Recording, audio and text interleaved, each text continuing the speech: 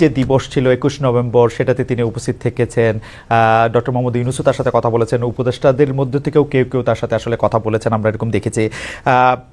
যদি এই মুহূর্তে নির্বাচন হয়, যেটি আসলে বিএনপি যৌক্তিক সময়ের মধ্যে নির্বাচন দাবি করছেন, তাতে বেগম খালেদা জিয়া কি প্রার্থী হবেন, বা বিএনপি সংসদ নেতা বা প্রধানমন্ত্রী হিসেবে কাকে চাইতে পারে, চেয়ারম্যান নাকি ভারপ্রাপ্ত চেয়ারম্যান? এখানে এই মুহূর্তে এখনই আমাদের এই প্রশ্নগুলো নিয়ে আমরা আপনার কাজ করছি না, কারণ আমরা এখন আমাদের সামনে যে সবচেয়ে বড় চ্যালেঞ্জ সেটা হচ্ছে যে আপনার এই ইন্টারিম গভর্নমেন্টের কাজগুলো তারা যেন শেষ করতে পারে, অর্থাৎ যে সমস্ত সংস্কারের বিষয়গুলো আছে সেই সংস্কার যে কয়েকটা আপনার খুবই নির্বাচন কেন্দ্রিক এবং প্রয়োজনীয়, সেই সংস্কারগুলো করে নির্বাচনের কথা আমরা বলছি, এবং আমরা মনে করি যে এটা আপনার যথা সময়ে সেটা অনুষ্ঠিত হবে।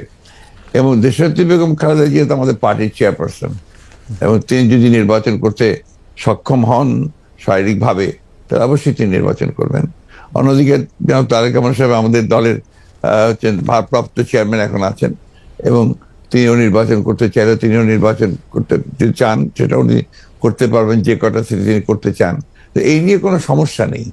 সুতরাং খালেদা জিয়া নির্বাচন করলেন, প্রধানমন্ত্রী হলেন, বা তারেক রহমান সাহেব নির্বাচন করে প্রধানমন্ত্রী, এটা নিয়ে কোনো সমস্যা নেই। এই ব্যাপারে পার্টিতে আমাদের কোনো সমস্যা আছে বলে আমি মনে করি না।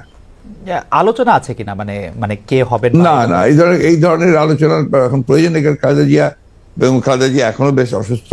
উনি আগামীকাল কয়েকদিনের মধ্যে উনি যাবেন লন্ডনে চিকিৎসার জন্য, এবং সেখানে যদি তাকে প্রয়োজন হয় সেখান থেকে তিনি আমেরিকাও যেতে পারে, তার প্রয়োজন হয় চিকিৎসার জন্য।